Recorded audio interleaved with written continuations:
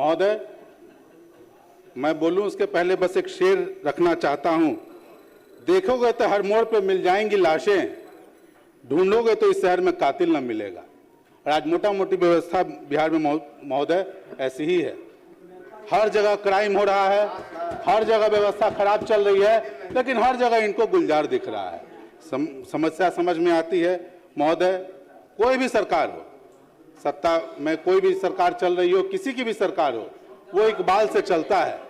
और अगर सरकार के इकबाल को बलबंदी पर पहुंचाने का काम करता है तो एकमात्र विभाग है गृह विभाग, जिसमें पुलिस के लोग जो सारे जो अधिकारी होते हैं वो लोग काम करते हैं। लेकिन आज क्या है, बिहार की जो व्यवस्था है पुलिस की, चाणक्य समय की व्यवस्था है महोदय, मौर्यकालीन व्यवस्था है बिहार में जो पुलिस की व्यवस्था चल रही है। और आज हमारे मंत्री हैं, अपने आप को मौर्य के ही वंशज कहते हैं, तो इनके ऊपर जिम्मेवारी भी बढ़ती है।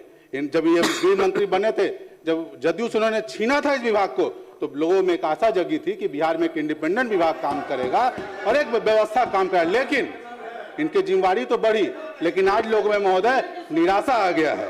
महोदय निराशा आ गया है। लोगों ने सोचा था कि क्राइम के ग्राफ घटेंगे, लोगों में अंदर एक विश्वास जगेगा, लेकिन व्यवस्था उस ढंग से काम नहीं कर सकी।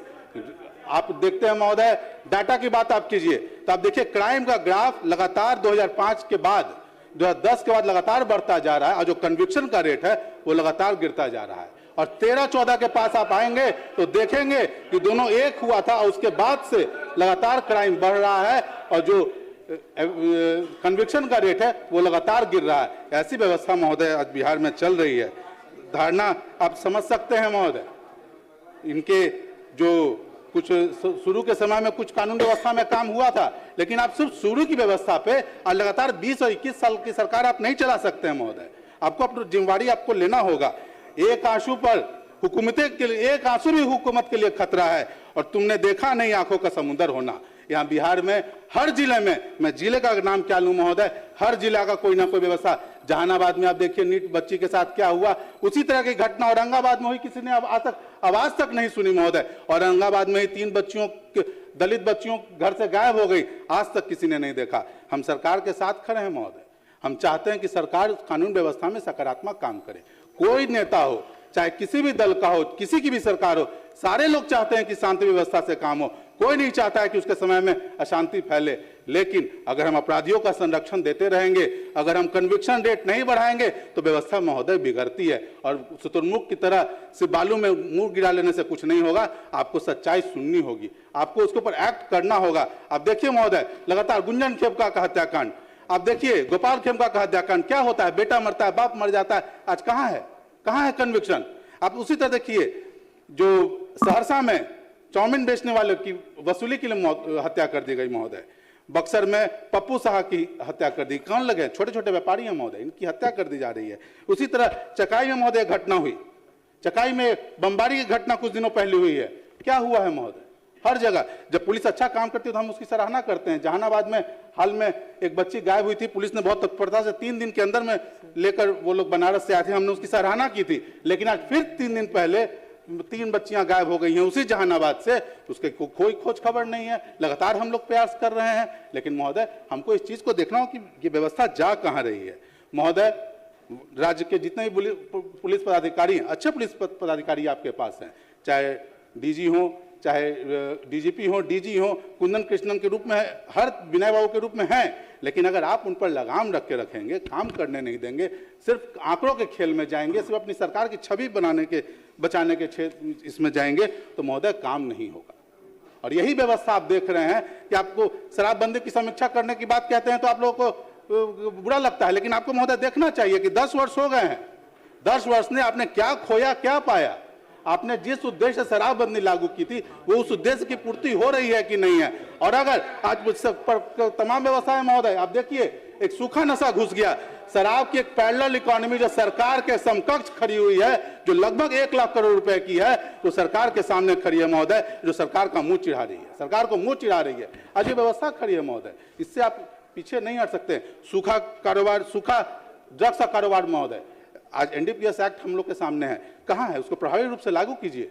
आज हर जिले में, हर पंचायत में, हर जगह पे आप देखिए कि सूखा नशा का कारोबार हो रहा है। सूखा नशा का कारोबारी जो है वो दिन पर दिन बढ़ते चला जा रहा है और ये एक दिन हम लोग के बीच में महोदय समस्या खड़ा होगा। जिस तरह पंजाब सूखा नशा के लिए हमेशा वहां असेंबली में हंगामा होता है, बिहार भी बहुत दिन दूर नहीं है महोदय। और मेरा मानना है कि कहीं न कहीं इसी के चलते लूट, छिनतई, रेप जैसी घटना नाबालिग बच्चों के साथ महोदय, 1 साल की बच्ची, 1.5 साल की बच्ची, 2.5 साल की बच्ची, 4 साल की, क्या हो रहा है महोदय, क्या हो रहा है? नवरूणा का भी देखना चाहिए। आप सिर्फ एक घटना के बारे में नहीं कह सकते, नवरूणा का देखना चाहिए। आपको नीट छात्रा के साथ क्या हुआ देखना चाहिए। आप एक घटना के बारे में कह के जिम्मेदारी से आप नहीं भाग सकते हैं। जस्ट देखिए, हम लोग सभी यहाँ लोग बैठे हैं, हम लोग को एक बात समझना चाहिए कि आज कुछ लोग इधर हैं, कुछ लोग उधर हैं सिर्फ। लेकिन आज जहां की बात करें, सम्राट चौधरी जी कहां थे उस समय, कहां थे उस समय, तो पता कीजिए।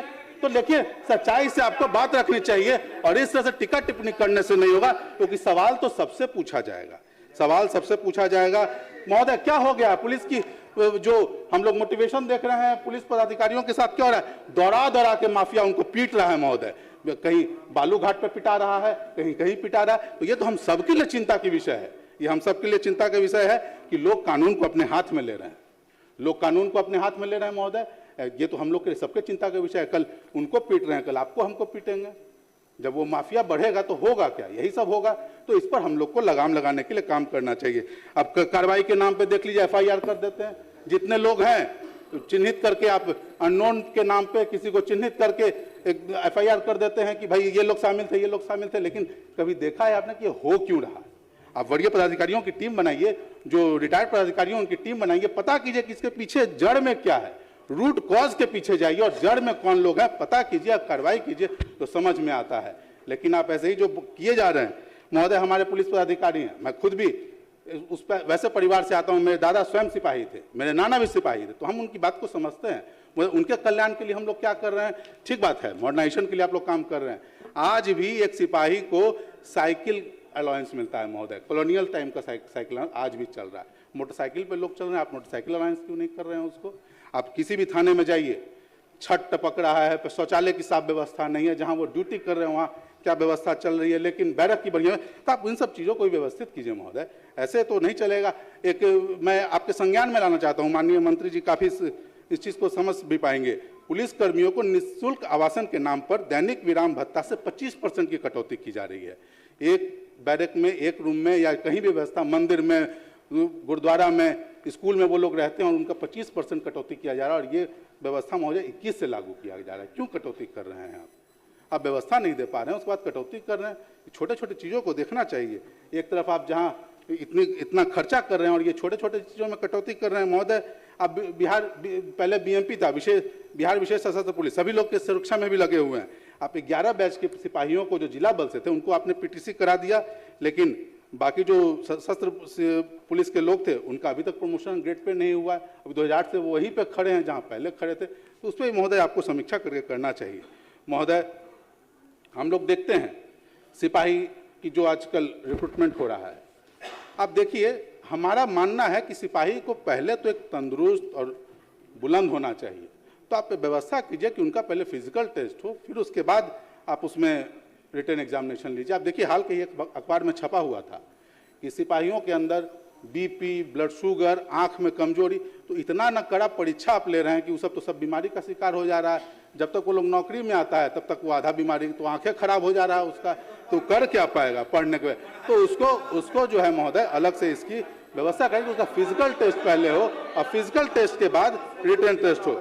महोदय, आप देख रहे हैं सारे लोग अपने बच्चों के लिए परेशान हैं, वैसे ही परेशान वो भी होते होंगे। तो आपको एक व्यवस्था करनी चाहिए अपने, ताकि उनकी बच्चों की निःशुल्क शिक्षा व्यवस्था हो। आपका जहाँ पे पुलिस लाइन है वहाँ पे एक अच्छे स्कूल खुले हों जहाँ वो अपने बच्चों का दाखिला करा सकें। सारे लोग परेशान रहते हैं, वो अपने परिवार को रख सकें, उनके आवासन की व्यवस्था हो, निःशुल्क शिक्षा की व्यवस्था हो। तो ऐसी व्यवस्था हम लोग को करना चाहिए। मगर नित्य दिन नए नए अपराध के तरीके, अपराधी शातिर होते हैं महोदय, उनका कोई जात नहीं, कोई धर्म नहीं है, ये हम मानते हैं। और नित्य दिन वो नए नए तरीके ढूंढते हैं। साइबर अपराध महोदय किस ढंग से बढ़ गया है, तो हम लोग को साइबर अपराध की एक स्पेशल यूनिट का गठन करना चाहिए जिसमें टेक्नोलॉजिकली अपग्रेडेड लोग भी हों, क्योंकि ये ऐसा काम है कि आप जब तक कि टेक्नोलॉजी से अपग्रेडेड लोग नहीं रखेंगे तब तक संभव नहीं है। तो अलग से आपको इसमें एक विशेष यूनिट रखना चाहिए जो साइबर अपराध पे काम करे। साथ में इसमें महोदय बैंकों को भी, क्योंकि जितने भी साइबर अपराध हो रहे हैं तो सभी बैंक से संबंधित हो रहे हैं, तो बैंक के पदाधिकारी को भी इसमें चिन्हित किया, क्योंकि बैंक के बिना मिलावट के ये डेटा कहां से चला जाता है कि आपका किस बैंक में खाता है, बैंक के अधिकारी भी मिले होते हैं। तो इस पे जो विशेष जब गहन हो तो बैंकों के साथ भी इसमें गहन चिंता करनी चाहिए कि साइबर अपराध बढ़ कहां से रहे। महोदय, महिला आपने इतने भर्ती कर लिया, बहुत अच्छी बात है, लेकिन महोदय जहां उनको ड्यूटी मिल रहा है उनको वहां शौचालय की व्यवस्था है कि नहीं, तो ये एक निर्देश जारी होना चाहिए कि महिलाओं की ड्यूटी वहीं होगी जहां उनको शौचालय की व्यवस्था और हाइजीनिक चीज़ें, जो मैं सदन पे नहीं कह सकता, लेकिन जो हमारी महिला सदस्य हैं वो इस बात को समझ सकती हैं। जब तक ये व्यवस्था नहीं होगा महिला को ड्यूटी नहीं करा सकते महोदय, उनको परेशानी होती है। महोदय, सभी लोग यहाँ हैं जिसकी सुरक्षा में लोग लगे हुए, अधिकारी, पदाधिकारी, जज, एमएलए, एमपी, सारे लोग। तो मैं एक विशेष आग्रह भी करूंगा, एक अलग से अंगरक्षक के लिए अलग से यूनिट बनाए, ताकि जो नित्य दिन जो समस्या होती है, कोई अंगरक्षक किसी का किसी जिला में, किसी का किसी जिला में, कोई कहीं, इसकी समस्या जो है ये खत्म हो महोदय। महोदय, नित्य दिन बिहार में महिलाओं पर अत्याचार बढ़े जा रहे हैं, इस पर महोदय हम लोग ये नहीं कर, लेकिन आप जवाबदेही से भाग नहीं सकते हैं। आपसे पुरानी बातों को याद करा के आप इस जवाबदेही से भाग नहीं सकते हैं कि ये घटना क्यों हो रही है, इसके कारण को आप नहीं समझने का प्रयास कर रहे हैं। आप सिर्फ आंकड़ों के खेल के पीछे अपने आप को दबाने का कोशिश कर रहे हैं। तो उस आंकड़ों में भी जाइए कि आपका जो गैप है, जितने आपके पास सैंक्शन पोस्ट हैं और जितने पुलिसकर्मी आपके पास अवेलेबल हैं, वो परसेंटेज क्या है, क्या वो परसेंटेज बढ़ा है, वो गैप बढ़ा है या गैप घटा है, इन सब चीज़ों को देखना होगा। महोदय, हम लोग नित्य दिन गांव में देहात में जाते हैं, हम देखते हैं मोटरसाइकिल, ट्रैक्टर, इन समरसेबल, बिजली विभाग का ही ढेरों चोरी का सामान चोरी हो जाता है। तो इन सब चीज़ों पे पुलिस बल को विशेष अपना ध्यान देना चाहिए महोदय। दारू तो खैर मैं कह रहा हूँ महोदय कि दारू और बालू में जो लोग संलिप्त हैं सारे लोगों को मालूम है, एक तो पुलिस को इससे अलग करना चाहिए और जो लोग हैं उन लोगों को चिन्हित करके उनके जो भी संपत्ति है उसको सरकार को जब्त करना चाहिए। जब तक आप मैसेज नहीं देंगे तब तक कुछ होना नहीं है। महोदय, हमने अलग से बताया एनडीपीएस एक्ट के बारे में। एनडीपीएस एक्ट में प्रावधान है, हमारे राज्य को उसमें पहले से सचेत हो जाना चाहिए, क्योंकि जिस तरह से नशा का कारोबार बढ़ रहा है महोदय, आप कह रहे थे कि संरक्षण नहीं है, कैसे नहीं अपराधियों को संरक्षण है। आप समाप्त करें, समय आपका समाप्त। हाँ महोदय, मैं एक टेबल पे एक रखना चाहता हूँ महोदय। ये एक घोसी थाने का घटना है 21/2021।